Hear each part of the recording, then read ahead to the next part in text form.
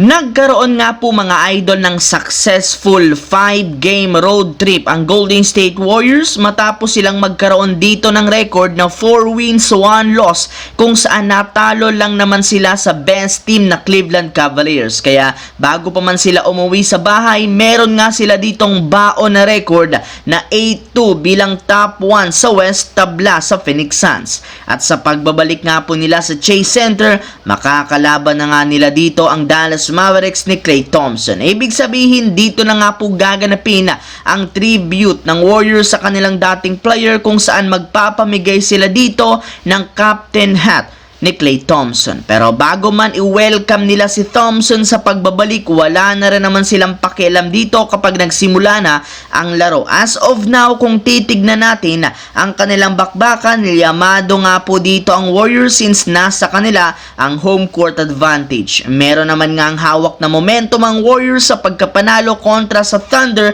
kumpara sa Dallas na sobrang nag-i-struggle na makakuha ng panalo.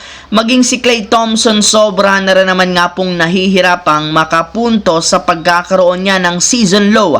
Simula po na ang unang taon niya sa liga sa pag-average lamang ng 13 points per game. Bago yan, ang video ng ito ay hatid sa inyo ng 1xBet. Suportahan at manalo sa inyong paboritong kupunan sa NBA, PBA, MPBL at iba pang sporting events. Maaaring makakuha up to 12,000 cash bonus sa inyong first deposit gamit ang aking promo code. Pag tama prediction mo, panalo ka. Simple lang, pindutin lamang ang link sa comment section at mag-register gamit ang inyong GCash account para makapag-cash in at cash out. Isang paalala, tumaya ng responsable. Samantala, bagamat undefeated pa rin naman ang Los Angeles Lakers sa kanilang bahay, hindi pa rin naman ibig sabihin nito na pwede na silang magpakampante. Marami pa rin naman sila ditong butas at kahinaan since hirap pa rin naman nga silang manalo sa road game sa pagkakaroon ng record na 1-4. Kaya malinaw, kailangan pa rin naman nga po nilang ikonsidera ang trade sa trade deadline sa February. Ayon sa source,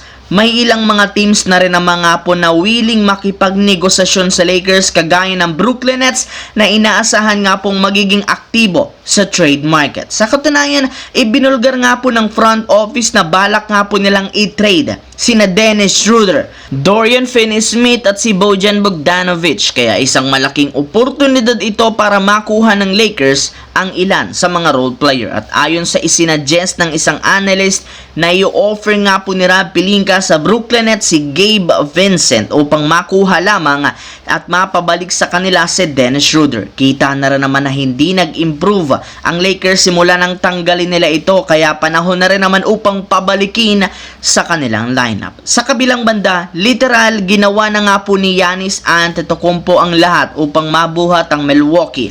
In fact, halos pang MVP na nga po ang performance nito lalo sa kanilang last game kontra sa Boston Celtics.